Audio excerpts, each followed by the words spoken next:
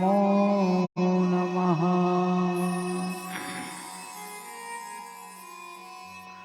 व्यास सुख चरण कमलेभ्यो नमः। नर्मदा देव्यै नमो नमः। वर्णानामर्थसङ्घानां रसानां छन्दसामपि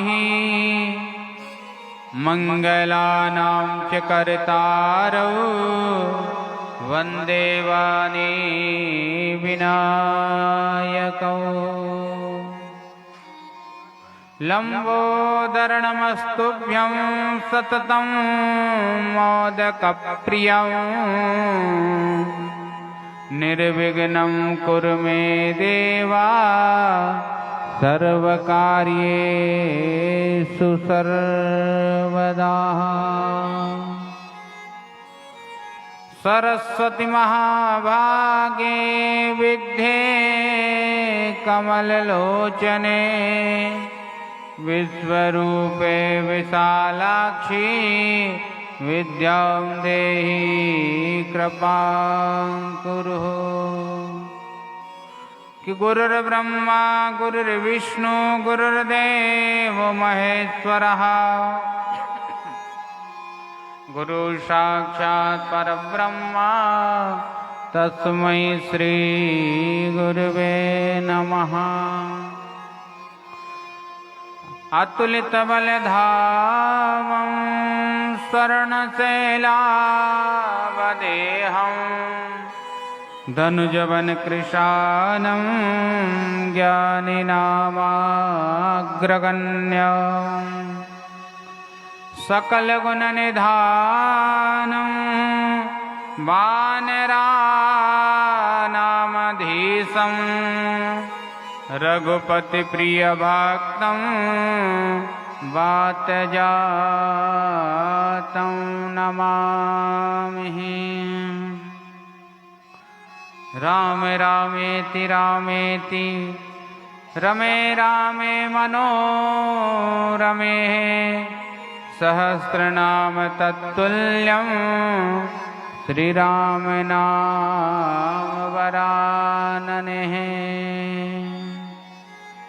सबिंदु सिंधु शुष्कालत्तरंग भंग रंजितं देशस्थोपाप जात जात कारी वारी संयुतं कृतांत दूत कालभूत विद्याहारी परमात्म त्वदीय पाद पंकजं नमामि देवे नर्मदे त्वदीय पाद पंकजं नमामि देवे नर्मदे।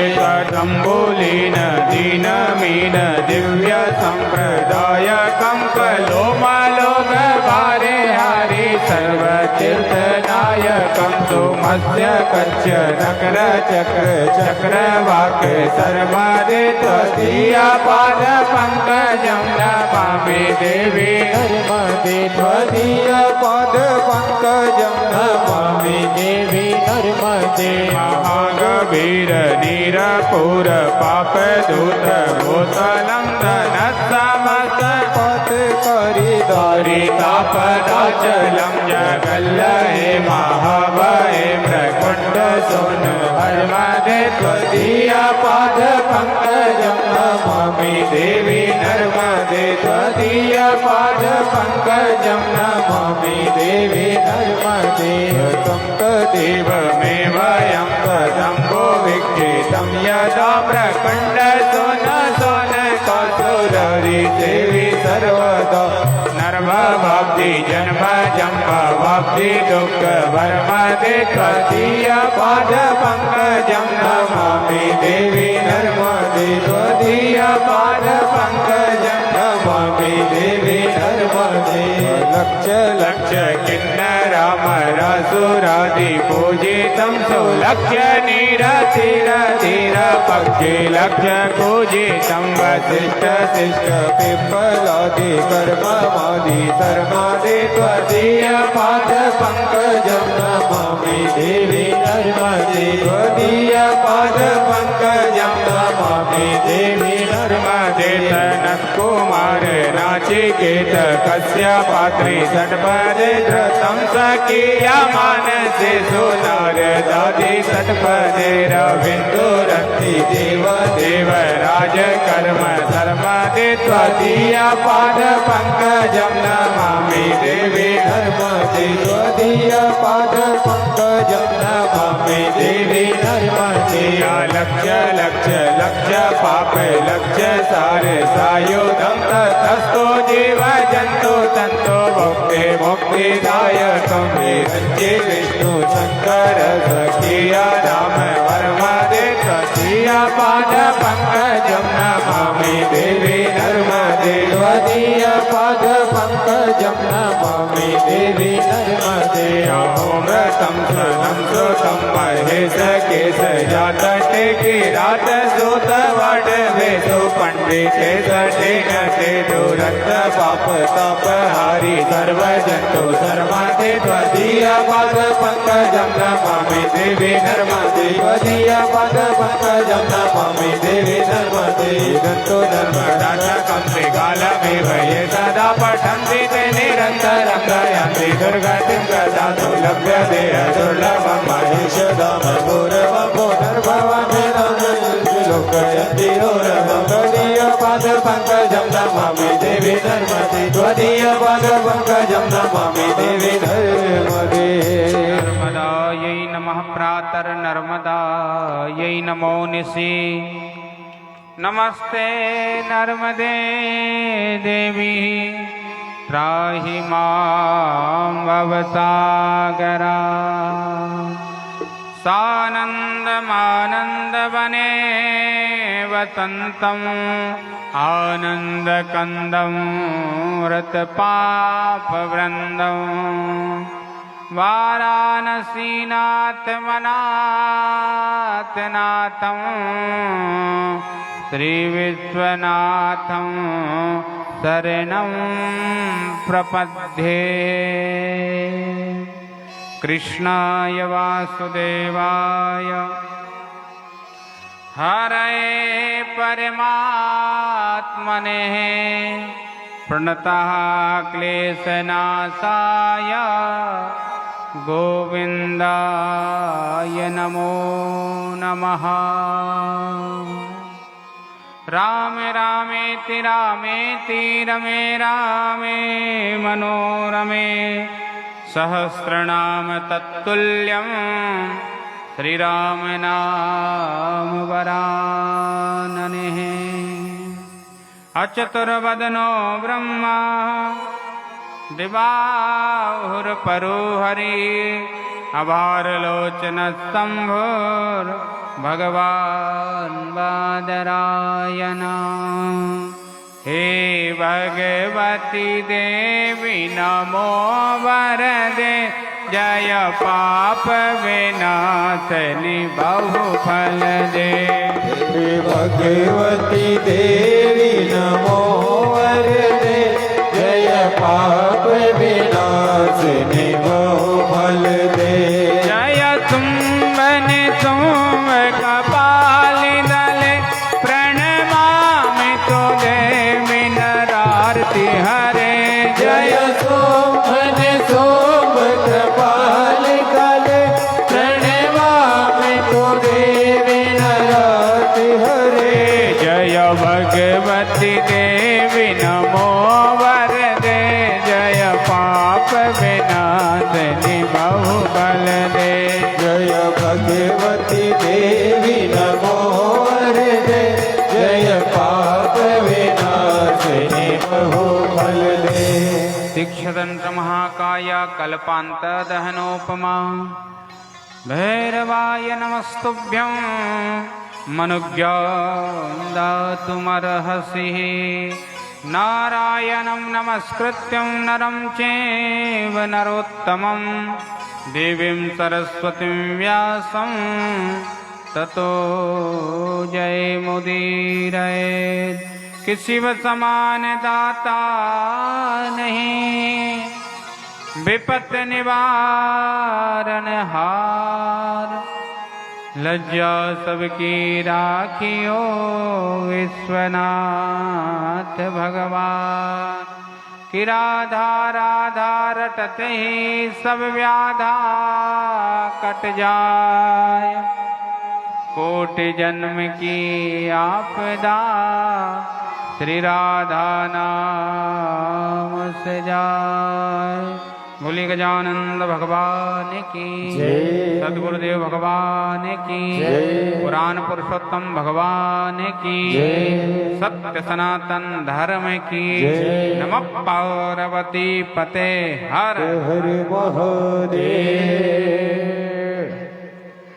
आइए सबसे पहले भगवान गणेश जी के चरणों में कोटि कोटि वंदन प्रणाम।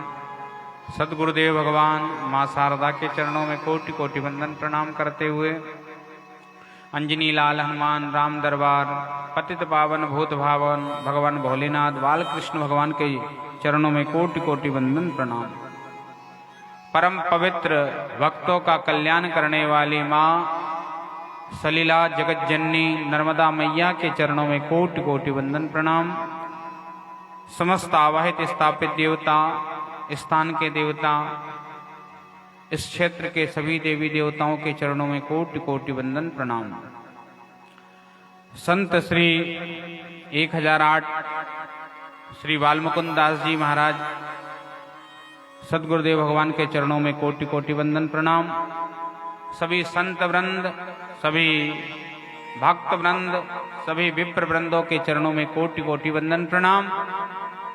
आप पधारे हुए सभी भक्त वृंद जिनके हृदय में मां नर्मदा की कृपा, भगवान शिव की आराधना चल रही, आप सभी को नर्मदे हर गार्गीय मदालसा के पद चिन्हों पर चलने वाली हमारी मातृशक्ति आपको भी नर्मदे हर। जजमान के रूप में बने हुए हमारे भूराजी काग सीलकुआ, सह जजमान में हमारे सीताराम जी, हमारे जीवन जी, श्रावण जी और हुकुम भैया, इन सभी को भी बहुत बहुत साधुवाद नर्मदे हर। सभी संगीत कलाकार और साउंड वाले हमारे लच्छू भैया और सारे परिक्रमावासी और महाराज श्री जो इस आश्रम धारी महाराज जी उनके चरणों में भी कोटि कोटि वंदन प्रणाम। आइए दो क्षण मनवानी को पवित्र करने के लिए सुंदर भगवान की आराधना, ताकि हमारा मन भगवान में लगे।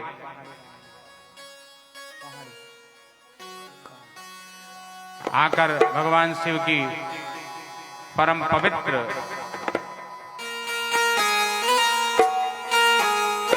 जय हो।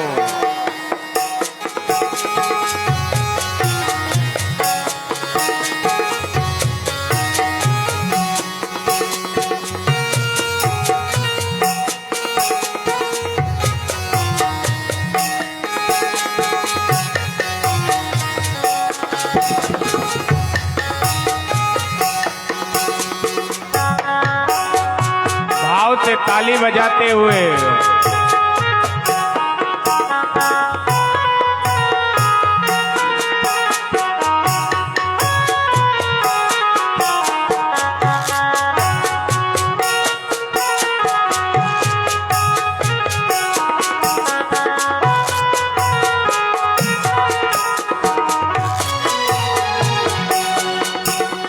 हरे हरे हरे महादेव, ओ भोले बाबा हरे हरे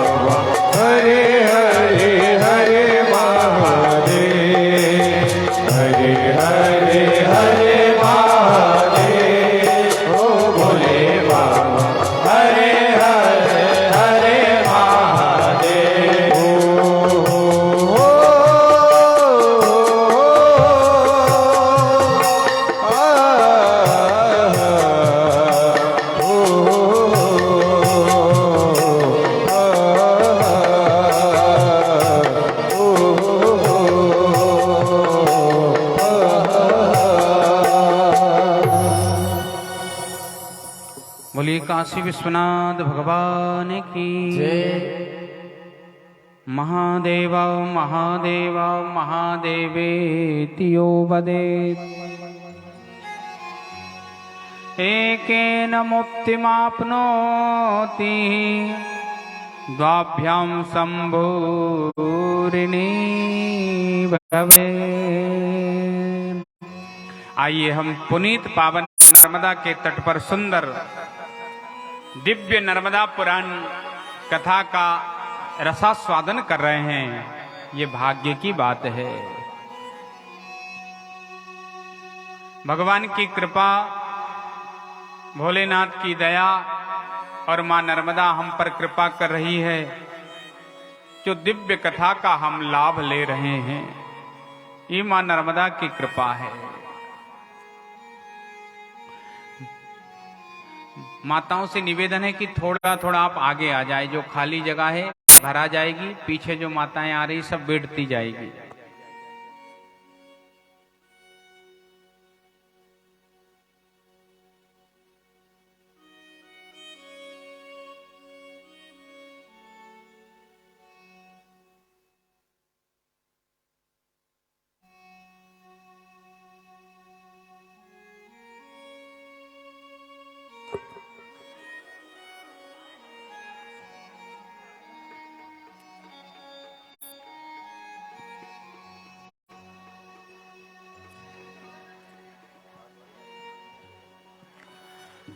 दिव्य भगवान की कृपा बरस रही है और हम उसका लाभ ले रहे हैं। भाग्य की बात होती है जो भगवान की कथा हमें श्रवण करने को प्राप्त हो जाए, ये भाग्य से होता है। बहुत प्रयास करने के बाद जब बहुत जन्मों का पुण्य उदय होता है, जब पूर्वजों का आशीर्वाद होता है और हमारे सुकृत जब उदित होते हैं, तब ऐसा सुअवसर प्राप्त होता है, भगवान की कथा सुनने का अवसर मिलता है। और जीवन में यही सार्थक है। जिन्होंने यहां आकर 7 दिन कथा जो सुन रहे हैं, जरूर उन पर भगवान की कृपा है। क्यों? बोले यही हमारे साथ जाने वाला है। हम जो ये सत्कर्म करेंगे, हम जो ये यहां आकर भगवान का गुणानुवाद करेंगे, नाम लेंगे, बस यही हमारे साथ रहेगा। अन्यथा सब यही नष्ट हो जाएगा।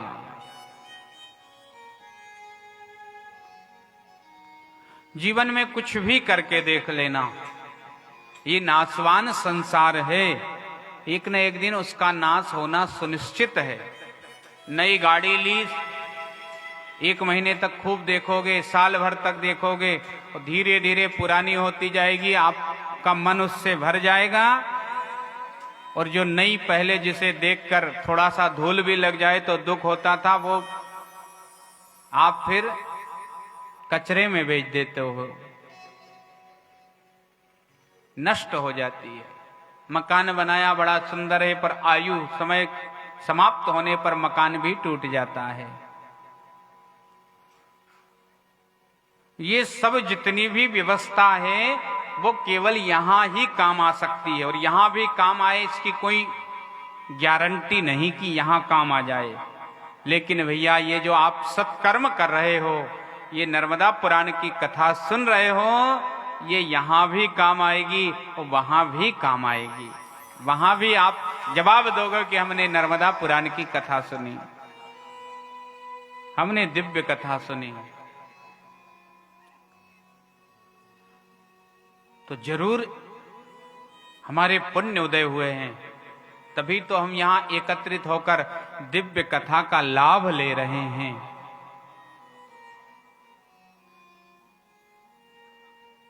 कहते हैं संसार में सब क्षण भंगुर है, अपने दिखते हैं लेकिन सब पराये हैं।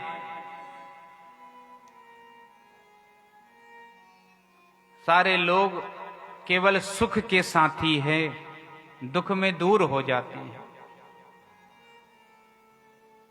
और आपके जाने के बाद ये आपको याद नहीं करते, आपने जो कुछ काम किया है बस उन बातों को याद करते हैं। याद करते हैं तो कैसा याद करते हैं? भैया वो चला गया, अभी होता तो तुरंत हमारी मदद करता, तुरंत ये सहायता कर देता, ये काम कर देता। तो काम याद आता है, आप याद नहीं आते। और आपको भरोसा नहीं हो तो कभी देख लेना, घर में रहकर कुछ काम ना करोगे तो घर वाले कहेंगे, मां भी निठल्ले पुत्र से कह देती है बेटा तो कुछ कर, और बेटा जब नहीं करता तो मां भी उसे दुत्कार देती है। लेकिन धन्य है ये संसार की मां तो दुत्कार देती है, पर ये जगत जननी नर्मदा मैया ये कभी नहीं दुत्कारती। ये तो कहती है जो एक बार मेरे भरोसे हो जाता है, जो मेरे सहारे हो जाता है, उसकी सारी जिम्मेदारी मां अपने ऊपर ले लेती है, स्वयं के ऊपर, और जीव मात्र का कल्याण कर देती है। इसलिए बहुत विचारणीय बात है, संसार में सब काम तो होता रहेगा, हम ना होंगे तो भी होगा, लेकिन ये जो सत्कर्म है ये हमको अपने लिए स्वयं को ही करना पड़ेगा। जैसे अगर हमें भूख लगी है तो स्वयं को भोजन करना पड़ेगा, तब पेट भराएगा। ऐसे ही आत्मा का कल्याण करना है, अपना कल्याण करना है तो हमें भजन करना ही पड़ेगा, भगवान की कथा सुननी ही पड़ेगी, तब हमारा कल्याण होगा।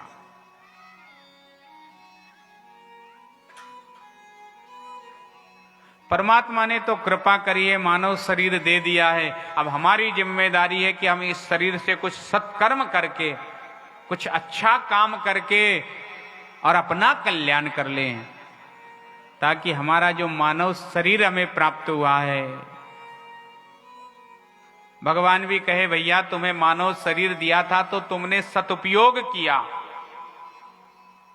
जाकर जवाब तो देना ही पड़ेगा। चित्रगुप्त पूछेंगे क्या किया जीवन में, तो क्या कहोगे?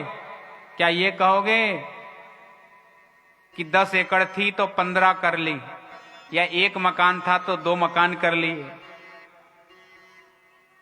या माताएं कहेगी कि ज्वेलरी पहले 1 हार था तो 2 कर लिए, कमरबंद, बाजूबंद और क्या क्या आते हैं। भगवान कहेंगे ये मुझे स्वीकार नहीं है। तो क्या है?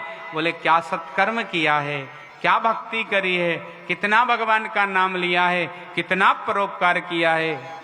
और अगर आप यहां बैठे और नर्मदा पुराण सुन रहे हो तो जब यहां से जाओगे आपसे चित्रगुप्त पूछेगा क्या किया, तो आप सिर उठाकर कहोगे हमने नर्मदा पुराण की कथा सुनी है।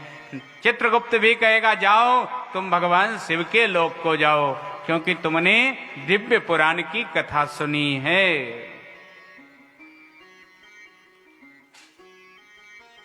इसलिए भैया ये भगवान की कृपा ही है जो हम कथा श्रवण कर रहे हैं।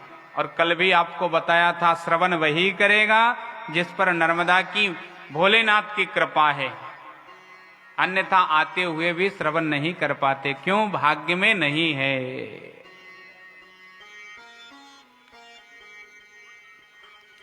मार्कंडेय जी कहते हैं पांडवों से, हे युधिष्ठिर, ये दिव्य नर्मदा पुराण की कथा जो कोई श्रवण कर ले उसका जीवन धन्य हो जाता है। धैर्य पूर्वक नर्मदा की कथा जो सुन ले, नर्मदा उस पर बहुत कृपा करती है। भगवान भोलेनाथ उसके सारे पाप काटकर उसे सुंदर अपने लोक में स्थान देते हैं। ये भगवान शिव ने कहा है।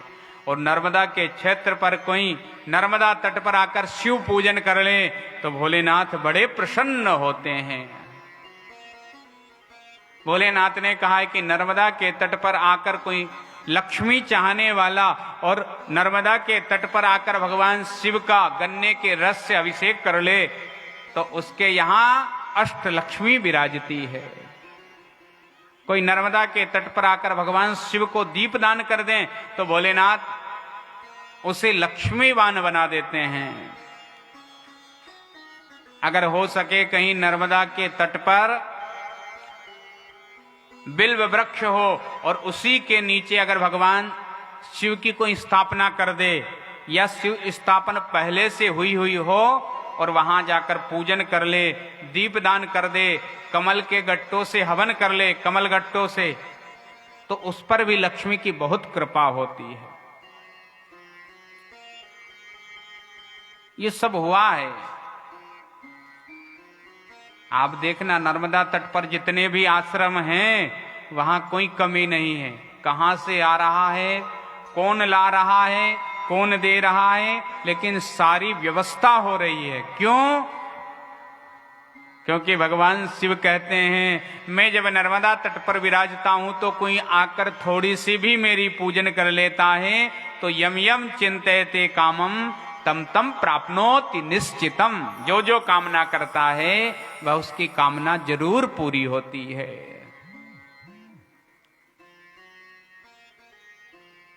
स्नान करने का भी कुछ नियम बताया है, आप ध्यान रखना। नर्मदा में स्नान करने का भी नियम है। भूल कर भी बिना स्नान के नर्मदा में स्नान का मना किया है कि पहले घर से स्नान करके आना चाहिए। अगर ना करके आओ तो अपने ऊपर जल का प्रोक्षण करो, 3 बार जल पान करके फिर स्नान करना चाहिए। स्नान के बाद सूर्य को जल चढ़ाना चाहिए, पितरों के लिए तर्पण करना चाहिए और फिर स्नान के पश्चात नर्मदा का पूजन, शिव का पूजन करना चाहिए। तब नर्मदा स्नान का पूर्ण फल प्राप्त होता है।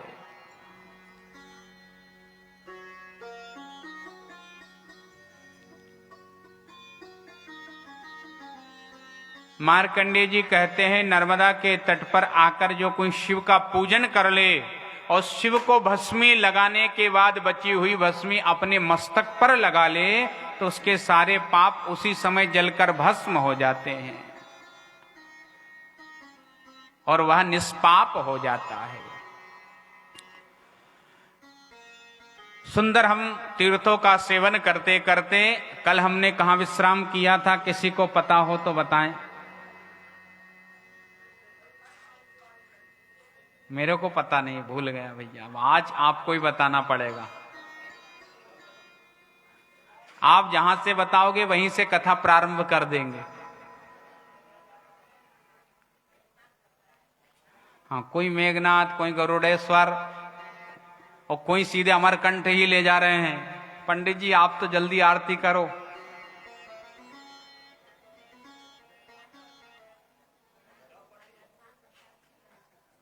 मेरे को पता नहीं।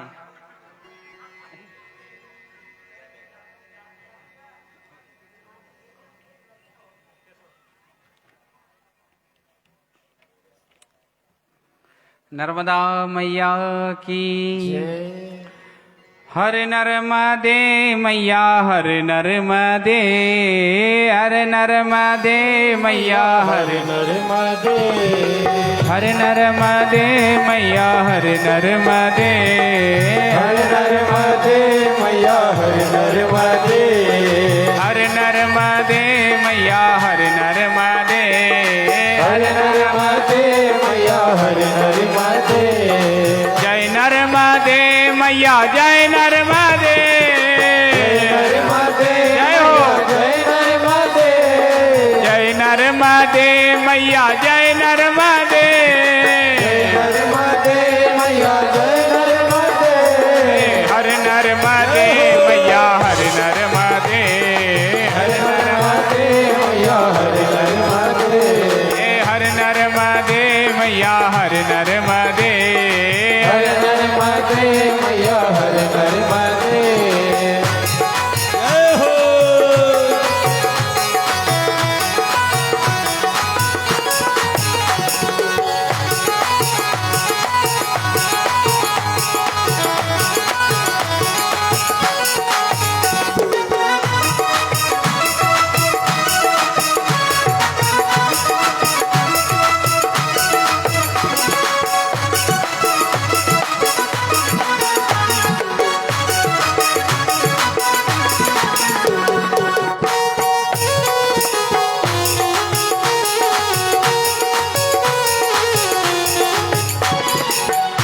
नर्मदे मैया आओ नर्मदे, नर्मदे मैया आओ नर्मदे, आओ नर्मदे मैया आओ नर्मदे, आओ नर्मदे मैया आओ नर्मदे, हर नर्मदे मैया हर नर्मदे, हर नर्मदे मैया हर नर्मदे।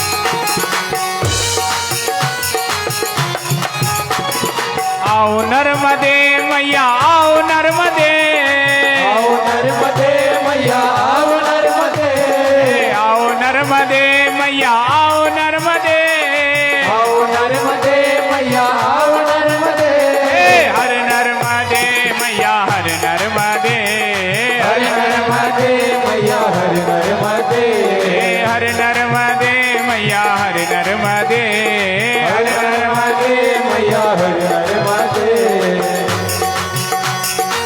जय हो।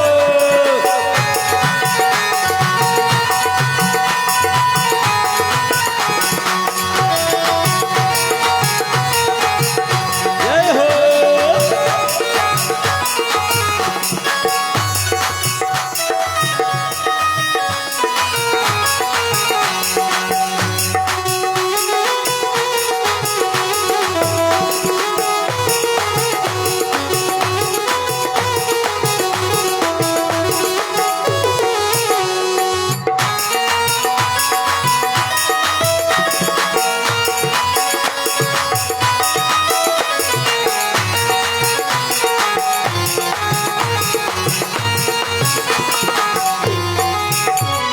माँ नर्मदे मैया माँ नर्मदे, नर्मदे मैया माँ नर्मदे, माँ नर्मदे मैया माँ नर्मदे, माँ नर्मदे मैया माँ नर्मदे, हर नर्मदे मैया हर नर्मदे, हर नर्मदे मैया हर नर्मदे, हर नर्मदे मैया हर नर्मदे, हर नर्मदे मैया हर नर्मदे, हर नर्मदे मैया हर नर्मदे, हर नर्मदे मैया हर नर्मदे, हर नर्मदे मैया हर नर्मदे, हर नर्मदे मैया हर नर्मदे, हर नर्मदे मैया हर नर्मदे, हर नर्मदे मैया हर नर्मदे, हर नर्मदे मैया हर नर्मदे, हर नर्मदे मैया हर नर्मदे, हर नर्मदे मैया हर नर्मदे, हर नर्मदे मैया हर नर्मदे, हर नर्मदे मैया हर नर्मदे, हर हर नर्मदे। याद आया क्या भैया किसी को? कहाँ रुके थे?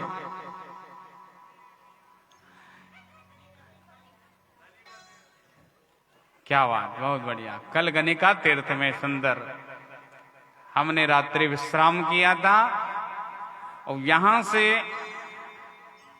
आगे चलने के बाद सुंदर तीर्थों का स्नान करते करते गरुड़ेश्वर तीर्थ में आते हैं। ये दिव्य तीर्थ है।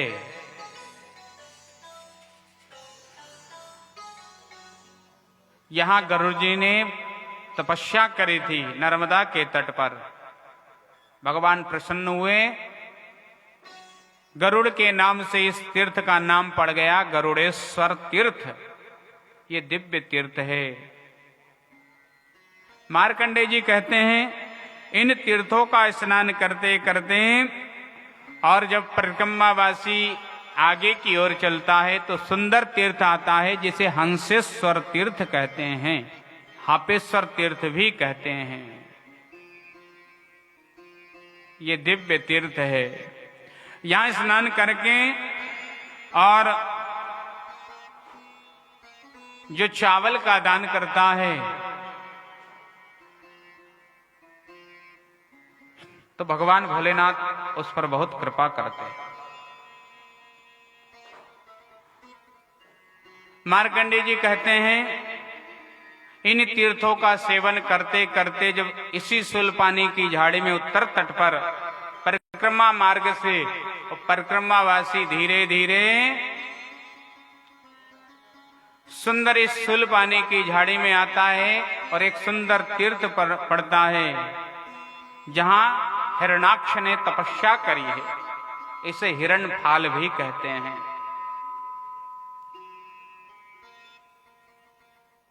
कहते हैं जिस समय हिरण्यकश्यपु ने ब्रह्मा जी की तपस्या करी,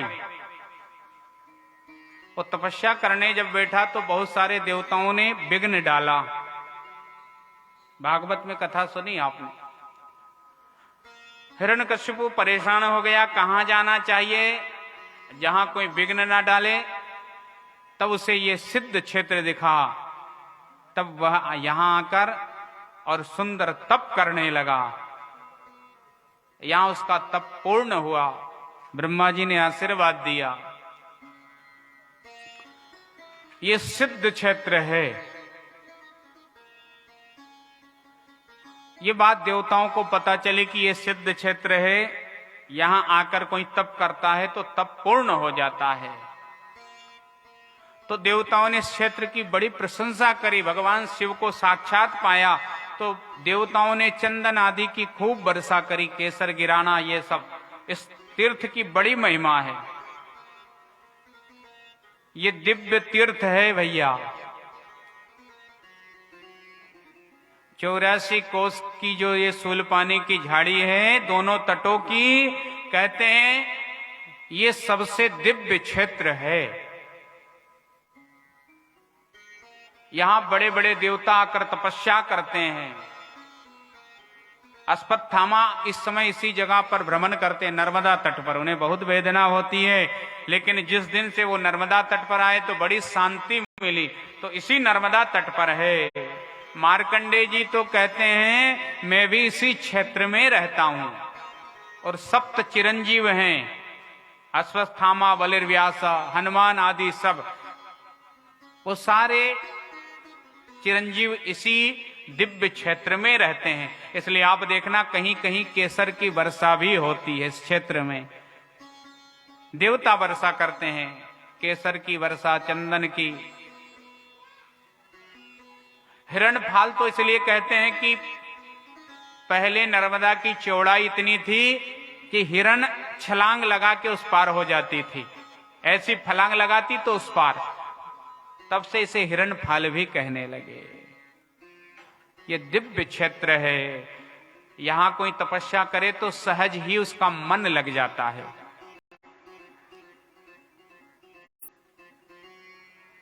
ऐसे तीर्थों में यात्रा करते करते परिक्रमा मार्ग से जब परिक्रमावासी आगे चलते हैं तो सुंदर धर्मराज तीर्थ आता है, जहां यमराज ने तपस्या करी।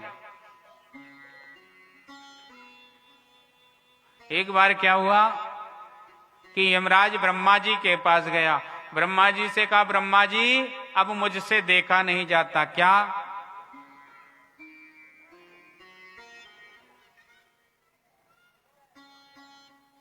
यमराज ने कहा, लोगों को जब मैं यातना देता हूं तो लोग बड़े चिल्लाते हैं, रोते हैं, कहते हैं माफ कर दो, छोड़ दो। तो मुझे दया आ जाती, पर क्या करूं, मैं बंधा हुआ हूं। लोगों को कर्म की सजा देना मेरा कर्तव्य है। लोग चिल्लाते हैं मत मारो, मत ये सजा दो, लेकिन मेरा तो नियम कानून बना है। जो आपने चित्रगुप्त ने बता दिया ये सजा है, वो देना ही पड़ेगा। जीवन में भैया ऐसे पाप मत करना कि यमराज भी घबरा जाए तुम्हें सजा देते हुए। कहते हैं जो दूसरे जीवों को हनन करता है, दूसरे जीवों की बलि देता है, दूसरे जीवों को काटता है, यमराज के यहां जाने के बाद वो जितने जीवों को काटा है उनके जितने भी बाल होते हैं उतने वर्षों तक यमराज के दूत उसे बार बार काटते हैं। जैसा आपने किसी मुर्गे बकरे को काटा तो उनके बाल गिनना, एक बकरे के कितने बाल होते होंगे, एक मुर्गे के कितने बाल, उतने वर्षों तक आप भी कटते रहोगे।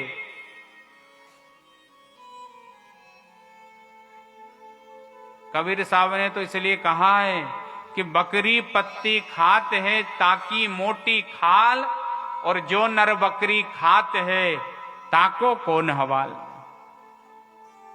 जो बकरी खाता है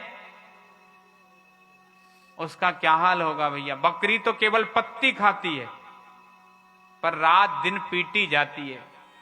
बकरी की खाल को आपने देखा ना, ढोलक तबला नाल आदि में चढ़ाकर लोग खूब ठोकते हैं, फिर बजती है। तो कबीर साहब ने कहा बकरी का क्या दोष था, इसने तो केवल पत्ती खाई थी पर जीवन भर कुटती रहती है, और जो नर बकरी खाएगा वो कितना कुटेगा ये तो भगवान ही जाने।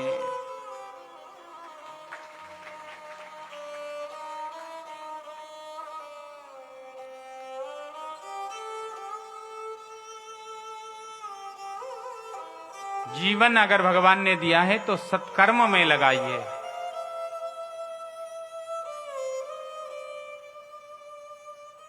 सत्कर्म अगर नहीं है तो भैया उसकी सजा तो मिलेगी।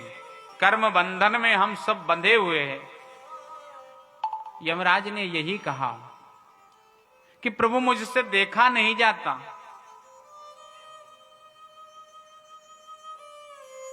मैं तो बहुत पापी हो चुका हूं, क्योंकि सबको सजा देता हूं तो सब मुझे बद्दुआ देते होंगे, सबकी आत्मा तड़पती है, सब मुझे वेदना देते हैं, सब मुझे कहते हैं यमराज तुम बड़े दुष्ट हो, तुम बड़े क्रूर हो जो हमें सजा दे रहे हो, तो मुझे कितना दोष लगता होगा।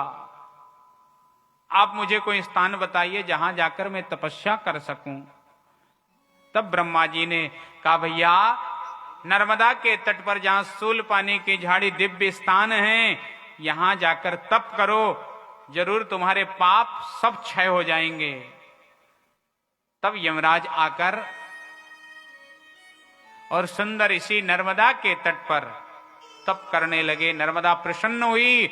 नर्मदा ने कहा यमराज से आज से तुम्हारा नाम यमराज नहीं धर्मराज हो जाएगा, जो धर्म के अनुसार सजा दोगे, इसलिए यमराज की जगह आज से तुम्हारा नाम धर्मराज। तभी से इस स्थान का नाम पड़ गया धर्म क्षेत्र, जिसको धर्मराय बोलते हैं। राय का अर्थ होता है बहुत सारे धर्मों की उपस्थिति। आप कहते थे ना पुराने में राय आंगन, राय साहब, राय बहादुर साहब। जहां जाने के बाद बहुत पुण्य की उपलब्धि हो, वह सुंदर धर्मराय जैसा क्षेत्र है, तीर्थ है। यहां कोई जाकर एक रात्रि विश्राम कर ले और भगवान शिव का पूजन कर ले तो यमराज प्रसन्न हो जाते हैं, और फिर यम कभी उससे यातना नहीं देते हैं। ये आपके ही पास में है, शुद्ध सुंदर क्षेत्र है, सिद्ध क्षेत्र।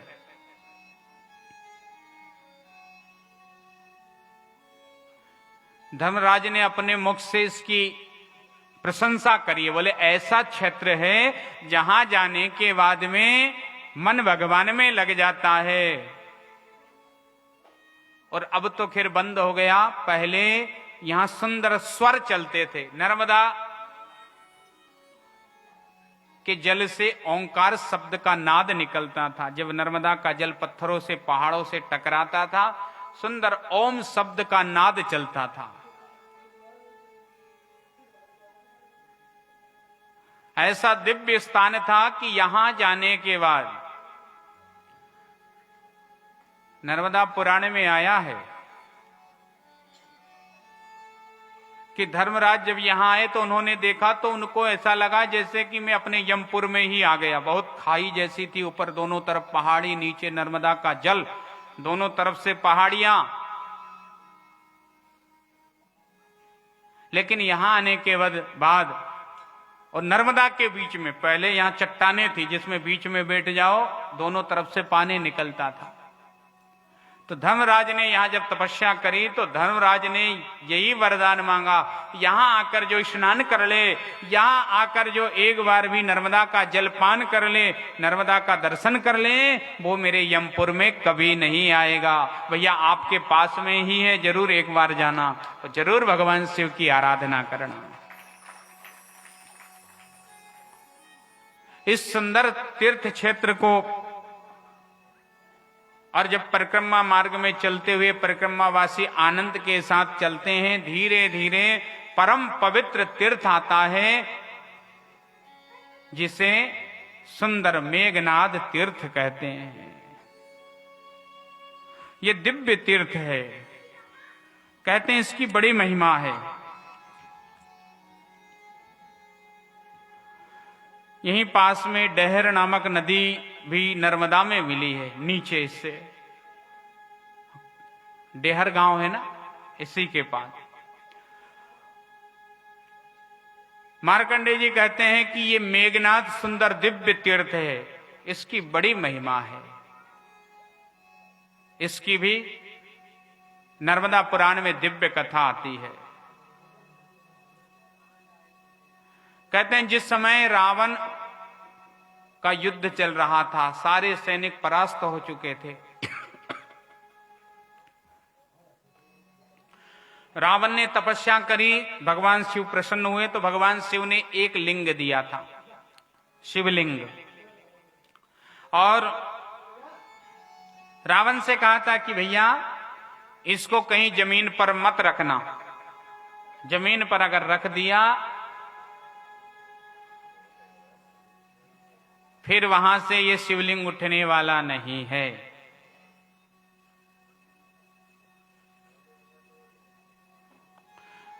फिर वह शिवलिंग उठने वाला नहीं है। रावण लेकर चला, लेकिन रास्ते में रख दिया, लघु शंका लगी। रावण ने प्रयास किया लेकिन वह शिवलिंग जब ना उठा तो रावण परेशान होकर लंका में चला गया। अपने पुत्र मेघनाद को बुलाया, बेटा मैंने तो भगवान शिव की आराधना करी, और भगवान शिव की आराधना करी तो भोलेनाथ ने प्रसन्न होकर अपना चिन्ह भी मुझे दिया, लेकिन मैं उसे यहां ना ला सका। अगर तुम जाकर शिवलिंग लंका में ले आओगे तो मेरी पूरी मैं गारंटी लेता हूं कि कुछ भी हो जाए पर राम से हम हार नहीं सकते। हमारी सेना बहुत सारी मृत्यु को प्राप्त हो चुकी है, काल बनकर राम लक्ष्मण हमारे लंका में चढ़ाई कर चुके हैं। जाओ तुम भगवान शिव की आराधना करो, और भगवान शिव प्रसन्न हो तो सुंदर भगवान शिव को ही मांग लेना। मेघनाद गए, भगवान शिव की दिव्य आराधना करने लगे, भोलेनाथ की आराधना करी।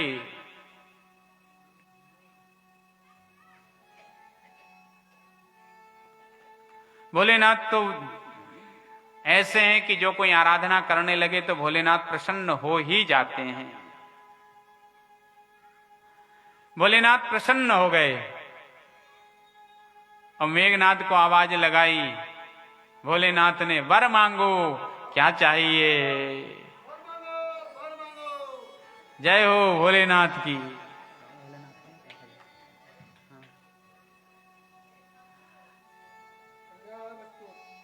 और मेघनाथ ने जैसे ही भगवान शिव को देखा तो प्रणाम किया। भोलेनाथ ने कहा मैं तेरी तपस्या से प्रसन्न हूं, क्या चाहते हो?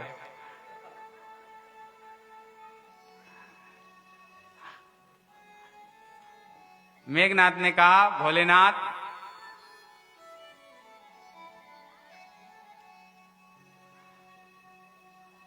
आप देना चाहते हो तो मुझे तो आपसे आपको ही मांगना है, मुझे आप ही चाहिए और कुछ नहीं।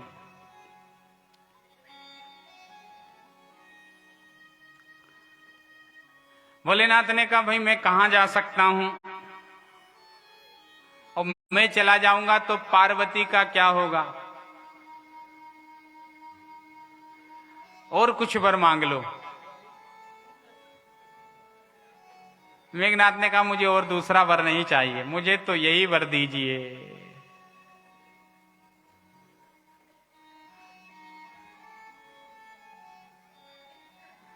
भोलेनाथ ने कहा भाई मैं तो नहीं जा सकता, लेकिन मेरा ही चिन्ह है शिवलिंग, इसलिए ये लो, ये शिवलिंग ले जाओ। और मेघनाथ को शिवलिंग दिया। मेघनाथ ने कहा एक मत दीजिए भोलेनाथ, 2 शिवलिंग दीजिए।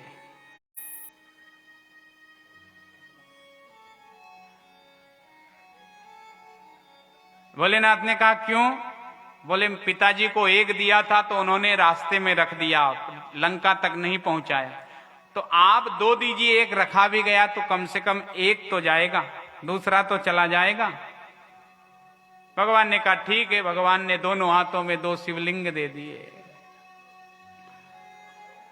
आशीर्वाद प्राप्त करके और मेघनाथ आकाश मार्ग से दिव्य विमान पर बैठकर जाने लगे।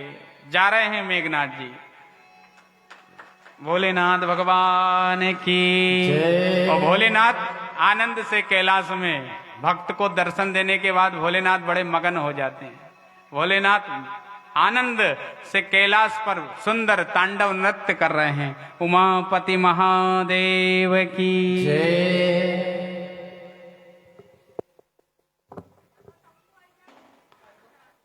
हाँ भैया, भोलेनाथ आ रहे हैं सुंदर। अब भोलेनाथ के साथ किस किस को आना है? छोटू भैया जय हो।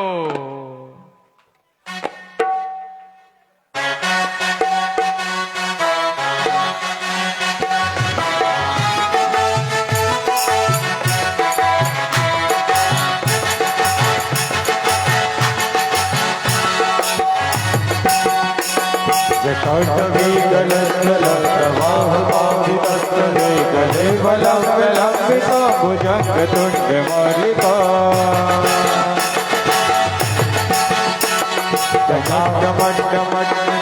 नाद भट्ट मरवयं चकार चंद्र तांडवं करो नमः शिवो शिवा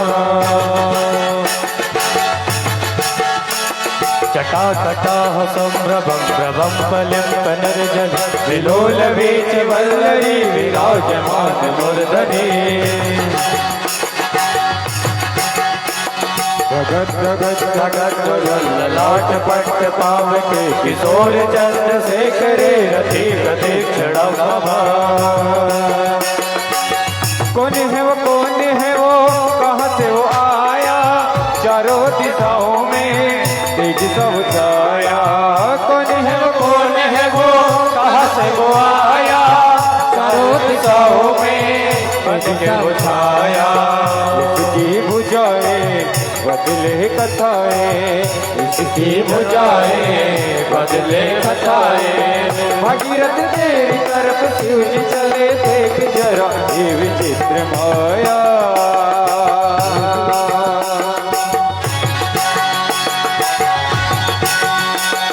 हर हर महादेव।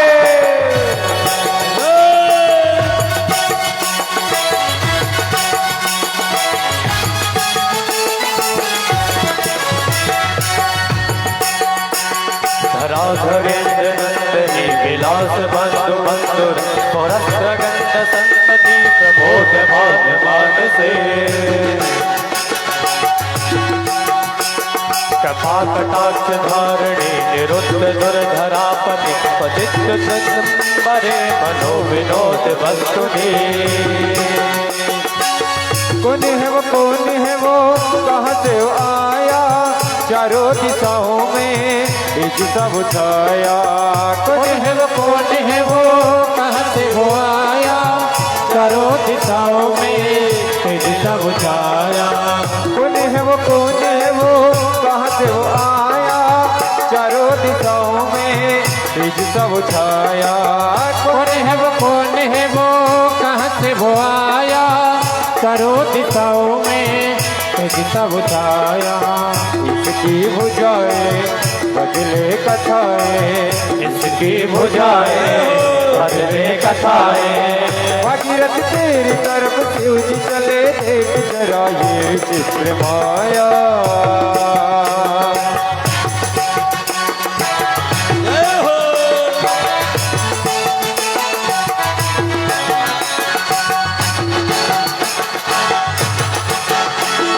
जटाभुजंग गंभीर पुरत्खड़ा मणिप्रभ कदम्ब कुंभमस्तव फलेश दिग्पदोमुखे मदांड सिंधुरंधुरंतरीयते च केतुरे मनो विनोद बुद्धि बरबुधु पुतुर बरस्पति ओ कौन है वो कहाँ से वो आया चारों दिशाओं में तेज सा उठाया कौन है वो कहाँ से वो आया चारों दिशाओं में बड़ी बुझाया उसकी बुझाए बदले कथाएं उसकी बुझाए बदले कथाएं भगीरथ तेरी तरफ से उठ चले देख जरा ये चित्र माया विचित्र माया ये विचित्र माया जटाटवी गलज्जल विवत्सल कलेवलंब लंबिता भुजंग मालिका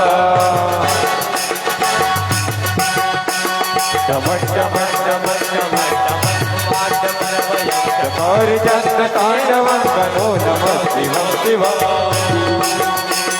चकोर चंद्र तांडवं करो नमः शिवं शिवा करो नमः शिवं शिवा करो शिवं शिवं शिवा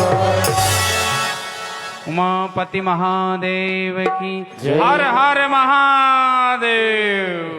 भोलेनाथ ने मेघनाथ को आशीर्वाद दिया तो मेघनाथ दोनों हाथों में शिवलिंग लेकर आकाश मार्ग से जाने लगे। आकाश मार्ग से जा रहे थे, उसी क्षण इसी मेघनाथ घाट के समीपस्थ जब यहां से गुजरने लगे, जब यहां से जाने लगे तो भगवान शिव को ये स्थान इतना पसंद आया कि भगवान भोलेनाथ आगे जाना ही बंद कर दिया। मेघनाथ घबरा गया, बहुत प्रयास किया पर आगे बढ़ता ही नहीं। और भोलेनाथ ने कहा इससे सुंदर स्थान अब कहीं नहीं मिलेगा, ये दिव्य स्थान है और नर्मदा के दर्शन भगवान शिव को हो जाए। भोलेनाथ ने कहा नर्मदा को तो मैं कभी छोड़ता ही नहीं हूं। और मेघनाथ जब यहां से जा रहे थे, भगवान भोलेनाथ को देखकर नर्मदा मैया प्रसन्न हो गई। हाथ जोड़कर नर्मदा मैया ने कहा भोलेनाथ यहीं ठहर जाइए। भोलेनाथ ने कहा देवी मैं यही तो चाह रहा था। और भोलेनाथ इसी मेघनाथ के हाथ से जो शिवलिंग थे, नर्मदा पुराण में आया है, कोई बताते हैं नर्मदा पुराण में तो आया है कि एक शिवलिंग बीच नर्मदा में और एक तट पर गिर गया था, लेकिन कालांतर में वो एक शिवलिंग तो कहीं चला गया, लेकिन अभी मध्यस्थ नर्मदा के तट पर एक शिवलिंग है। पुराने लोग जो हैं इन्होंने देखा होगा, बीच नर्मदा में सुंदर दिव्य शिवलिंग है और भगवान भोलेनाथ इसी नर्मदा की गोद में समा गए। मेघनाथ ने बहुत प्रयास किया लेकिन फिर भी भगवान शिव वहां से नहीं, भगवान मिले ही नहीं, जल में डूब गए। मेघनाथ ने बहुत प्रयास किया, अंत में परेशान होकर मेघनाथ इसी तट पर बैठ गया और कई वर्षों तक तपस्या करने लगा। भोलेनाथ प्रकट हो गए। क्या हुआ? बोले भोलेनाथ आप तो यहीं रुक गए। बोले तुमने गलत किया भैया, नर्मदा छोड़कर कहीं और से ले जाते तो मैं जरूर चलता, पर मेरी पुत्री रास्ते में मुझे मिल गई। तो पुत्री से बड़ा तो कुछ नहीं होता पिता के लिए। भगवान भोलेनाथ कहने लगे ये मेरी पुत्री है और पुत्री से प्रेम पिता को अधिक होता है।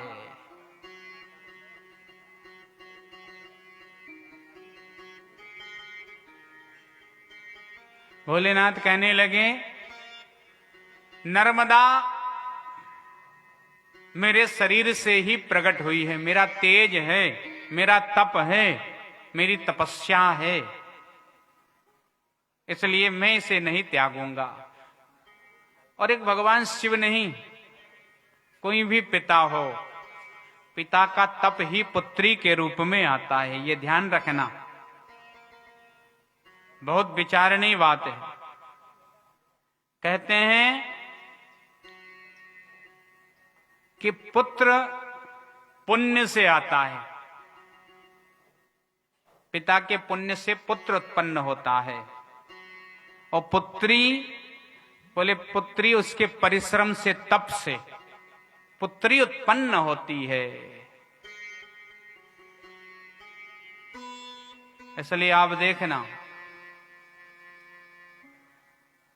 पिता पुत्र से ज्यादा पुत्री को प्रेम करता है। क्यों? बोले उसका तप है, उसका परिश्रम है। पुत्री जब विदा हो तो सबसे ज्यादा पिता रोता है। सबसे ज्यादा कोई रोता है तो वो पिता होता है। क्यों? बोले जिस दिन से पुत्री का जन्म होता है तो पिता का आधा दुख बांट लेती है पुत्रियां, आधा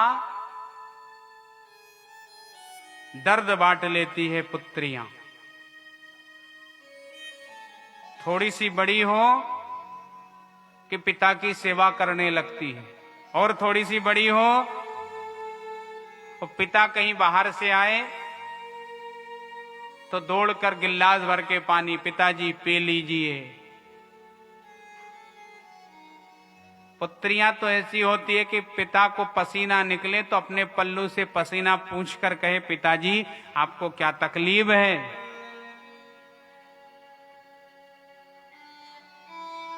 क्या दुख है? तो पिता जानता है, हृदय होती है पुत्रियां जो मन की बात जान लेती है। मन पढ़ लेती है पुत्रियां पिता का, कि पिता के मन में क्या चल रहा है। और परिस्थिति को भाप लेती हैं बेटियां। विवाह भी हो और पिता के पास व्यवस्था ना हो, पिता पूछे, बेटी तुझे दहेज में क्या दें, क्या ले जाएगी? व्यवस्था नहीं है तो बेटियां कहती है, पिताजी आपका आशीर्वाद देना, आपका आशीर्वाद देना बस।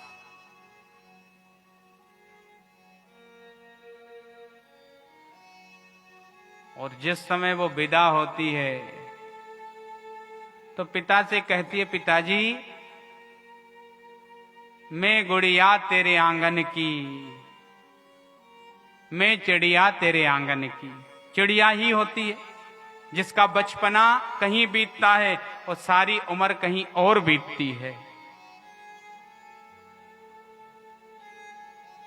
तो पुत्री भी कहती है, अपने पिता की परम पहेली बचपन में सखियन संग खेली, याद न आए, पिता से कहती है वो, याद न आए तेरे लाड़न की, मैं बिटिया तेरे आंगन की, मैं गुड़िया तेरे आंगन की।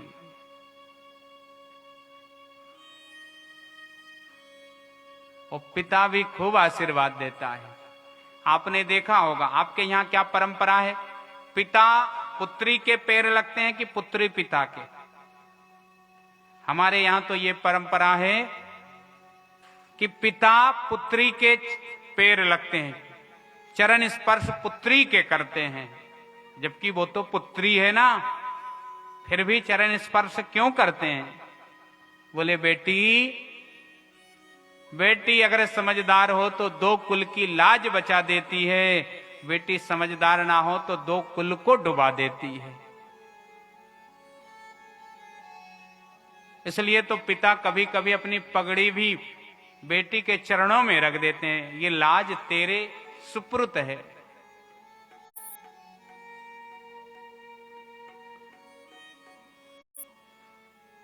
लेकिन समझदार बेटियां तो ऐसी होती हैं, कहते हैं बचपन में बेटियां जब थोड़ी सी बड़ी हो तो मां का काम बांटने लगती है, मां बताओ मैं कर देती हूं। और ज्यादा समझदार बेटी हो तो पिता का लेन देन करना शुरू कर देती है, हिसाब पूरा पिता का उसके पास रखती है। पिता भी चाबी दे देते हैं, बेटे पर भरोसा नहीं है, बेटी पर भरोसा है, ले बेटी ये चाबी तू संभाल, आज से तेरी जिम्मेदारी। बेटी भी इतनी समझदार होती है, चाहे तो वो भी उसमें से निकाल कर अपनी ससुराल के लिए धन जोड़ लें, लेकिन बेटियां ऐसी होती है जो जीवन भर पिता के बारे में ही सोचती है, मेरा पिता सुखी रहे, मेरी मां सुखी रहे। और बेटियों से जब कोई पूछते हैं तेरा घर कौन सा है, तो बेटी कहती है ना घर ये मेरा ना वो घर मेरा, चिड़िया रेन बसेरा, ना ये घर मेरा है ना वो, चिड़िया रेन बसेरा। क्यों? बोले पिता के घर थी तब तक लोग कहते थे कि तू पराये घर जाने वाली है, ये ताना देते थे तुझे पराये घर जाना है। और जब ससुराल में आई तो ससुराल वाले कहते हैं तू पराये घर से आई है, तो ये बेटी पूछती फिर मेरा घर कहां है।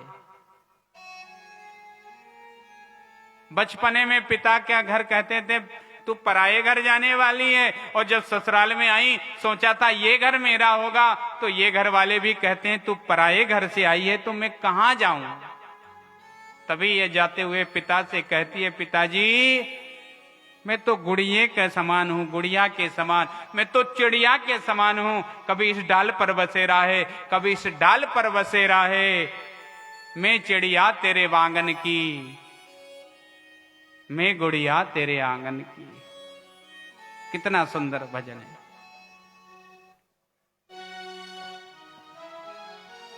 मैं गुड़िया तेरे आंगन की, मैं गुड़िया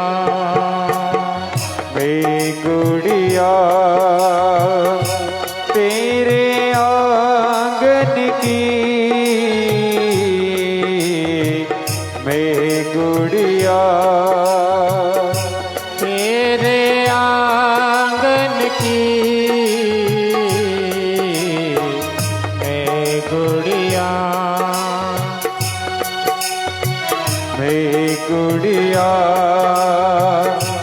तेरे आंगन की, मैं गुड़िया जाऊंगी बैठ के डोली, जाऊंगी बैठ के डोली साजन की, मैं गुड़िया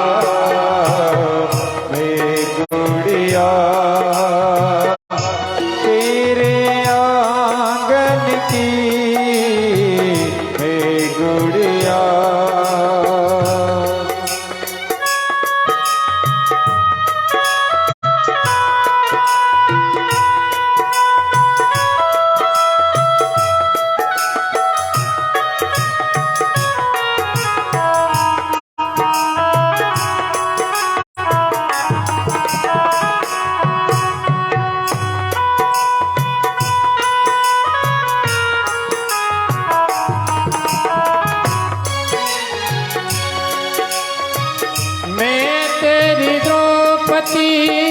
तू मेरा कन्हैया, बहना को भूल मत जाना मेरे भैया, मैं तेरी द्रौपदी तू मेरा कन्हैया, बहना को भूल मत जाना मेरे भैया, मैं तेरी द्रौपदी तू मेरा कन्हैया, बहना को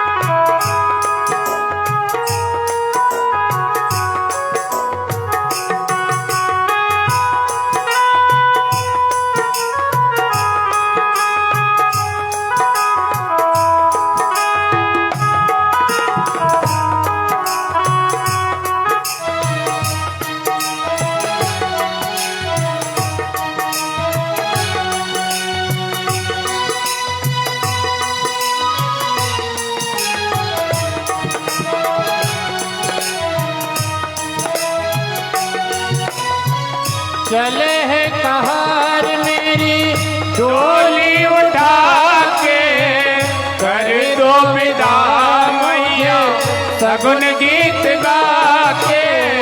चले है कहार मेरी डोली उठा के कर दो विदा मुझे सगुन गीत गा के। चले है कहार मेरी डोली उठा के कर दो विदा मुझे सगुन गीत गा के। चले है कहार मेरी डोली उठा के कर दो विदा मुझे सगुन गीत गा के। याद ना भुलाना, याद ना भुलाना मेरे बचपन की मैं गुड़िया, मैं गुड़िया तेरे आंगन की। मैं गुड़िया, मैं गुड़िया मैं चिड़िया। मैं गुड़िया तेरे आंगन की। विचार कीजिए, जब एक पिता को इतना कष्ट होता होगा तो भोलेनाथ की तो जन्म जन्म की पुत्री माँ रेवा है, छोड़कर जा सकते हैं क्या भोलेनाथ? जब सांसारिक पिता इतना प्रेम करता है तो भोलेनाथ नर्मदा से कितना प्रेम करते होंगे, विचार करना। इसलिए तो भोलेनाथ कहते हैं जो नर्मदा के तट पर आ जाता है, मैं सोचता हूं मेरी पुत्री के पास चला गया, उसकी खबर मुझे दे दी, अब मैं इसके सारे पापों को क्षय कर दूंगा। जब बेटे की विदा होती है और बेटी ससुराल में होती है और कोई बेटी की हाल चाल लेकर और पिता के सामने जब सुनाए तो पिता कितना प्रसन्न होता है। भैया तुम मेरी बेटी के घर गए थे, कैसा घर है, घर बार कैसा है, परिवार कैसा है? और अंत में धीरे से पूछता है मेरी बेटी कैसी है, सुखी है, याद करती है? मेरा पूछा क्या मेरे लिए कुछ कहा? और कोई कहने जाने वाला कह दे कि तुम्हारी बेटी बड़ी खुश है, बड़ी अच्छी है, तो पिता को इतनी खुशी मिलती है, इतनी खुशी मिलती है, पिता कहता है कि अब मेरा जीवन सार्थक हो गया।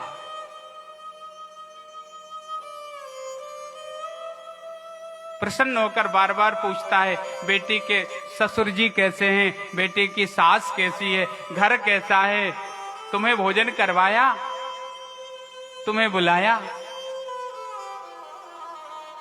और जब कहें कि हाँ बुलाया था, बहुत अच्छा है, पिता को बहुत संतोष होता है, मानो उसे सब कुछ मिल गया हो। क्यों? बोले बचपन ने इस बेटी ने बचपन में बहुत सेवा करी। अरे जब घर में धन नहीं था तो बेटी ने कहा मेरे विवाह में कुछ मत देना पिताजी, पर आप चिंता मत करो, आप टेंशन मत लो। कितनी बेटियां कैसी होती है। ये नर्मदा भी शिव की पुत्री ही है। नर्मदा भी कहती है जो मेरे तट पर आ जाए भोलेनाथ, वो कभी भी दुखी नहीं रहना चाहिए, वो कभी निराश ना जाए। भोलेनाथ भी कहते हैं देवी तेरे तट पर कोई जो आ जाएगा उसका कभी कुछ नहीं हो सकता, कोई भी बाल नहीं बांका कर सकता। यम के दूतन जाए पुकारे, पापी खोज खोज हमारे, थे वे सब रेवा के द्वारे, बंद किया ये द्वार। जो नर्मदा के तट पर चला जाता है उसके लिए यम के द्वार बंद हो जाते हैं। नर्मदा कहती है वो तो भगवान शिव के लोक को जाएगा। भोलेनाथ ने मना कर दिया, भैया मैं अपनी पुत्री को छोड़कर कहीं नहीं जाऊंगा। पुत्री से पिता बहुत प्रेम करते हैं। कहते हैं जो पिता जीवन में कभी नहीं रोते वो एक बार रोते हैं। कितना भी कुछ बर्बाद हो जाए पिता की छाती नहीं फटती, वो कहते और कमा लेंगे और कुछ कर लेंगे। हर समस्या का हल हो जाता है। कहते हैं कि माता पिता भी संसार से चला जाए तो भी वह उतना नहीं रोता है जितना पिता अपनी पुत्री की विदाई में रोता है। कोई ऐसा पिता नहीं होगा जिसकी पुत्री विदा हो और उसकी आंख से आंसू ना आए। ऐसा आज तक कभी नहीं हुआ। कोई ऐसा पत्थर दिल पिता नहीं देखा होगा आपने कि पुत्री की विदा और पिता को आंसू ना आए। फूट फूट कर रोता है। पहले तो एकांत में रोता है, कोई देख ना ले, लेकिन जब ये भी नहीं होता तो फिर तो सबके सामने रोने लगता है। और जिस समय पुत्री सामने आती है, पिता के पास आती है और पिता से कहती है, पिताजी अब मैं जा रही हूं, तो फिर पिता फिर तो जोर से रोते हुए हृदय से लगा लेता है पुत्री को। तो ये पुत्री एक ही बात कहती है, पिताजी स्त्रियों के लिए बहुत मर्यादा रखनी पड़ती है। अरे हम स्त्रियां तो किसी के सीने से लगकर रो भी नहीं सकती। एक ही सीना ऐसा है जिसके हृदय से लगकर ये बेटियां रो सकती है, और वो सीना वो हृदय केवल पिता का है जिसके सीने से लगकर बेटी रो सकती है।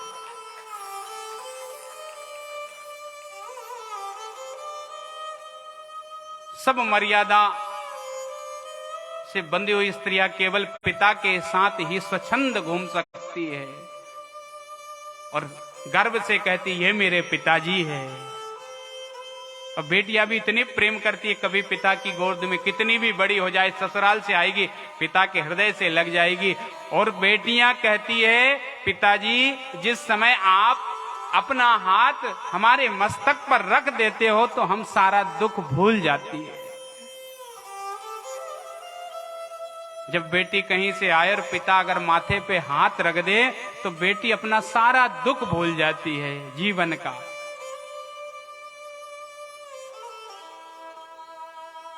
और धन्य है बेटियां भी।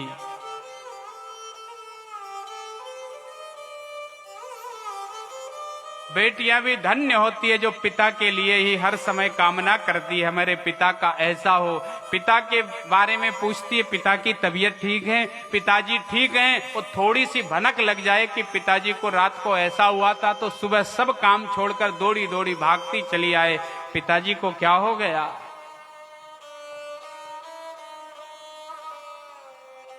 और धन्य होती है बेटियां। कहते हैं बचपन से पिता को आशीर्वाद देती है बेटियां। कभी पिता कन्या के रूप में पूजते हैं, कभी चरण धोते हैं तो बेटी आशीर्वाद देती, पिताजी आप सुखी रहो, स्वस्थ रहो। लेकिन हर समय तो बेटी आशीर्वाद देती है, लेकिन जब बेटी की विदा होती है तब पिता आशीर्वाद देता है बेटी को। और जब बेटी की विदा होती है ना, तो पिता कहता है बेटी आज तक तो तूने इतना आशीर्वाद दिया कि मेरा घर चमन हो गया, लेकिन आज मैं सारे पुण्य तुझे देता हूं। आज इतना आशीर्वाद देता हूं कि मेरे जितने भी सुकृत है, सत्कर्म है, वो तुझे प्राप्त हो। और पिता क्या कहता है, बेटी बाबुल की दुआएं लेती जा, जा तुझको सुखी संसार मिले। और पिता एक बात कितनी सुंदर कहता है, ऐसा कोई नहीं कहता। हम तो यही कहते हैं भैया याद करना, हमको भूल मत जाना। लेकिन पिता क्या कहता है, हम तो यही कहते हैं ना, भूलना मत, याद रखना, देखना भूल मत जाना। पर जो पिता इतना प्रेम अपनी बेटी से करता है, वह पिता पुत्री से विदा के समय कहता है, बेटी ससुराल में इतना प्यार मिले कि तुझे मायके की कभी ना याद आवे, ससुराल में इतना प्रेम मिले।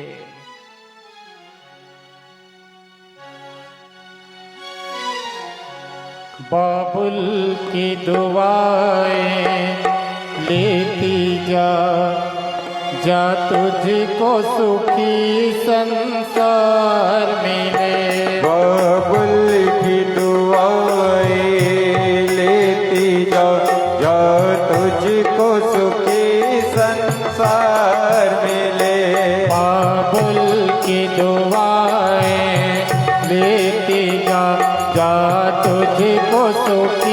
संसार मिले। बाबुल की दुआएं लेती जा, जा तुझको सुखी संसार मिले। मायके की कभी ना याद आए, ससुराल में इतना प्यार मिले। मायके की कभी ना याद आए, ससुराल में इतना प्यार मिले। बाबुल की दुआएं लेती जा, जा तुझको सुखी संसार मिले। बाबुल की दुआएं लेती जा, जा तुझको सुखी संसार मिले।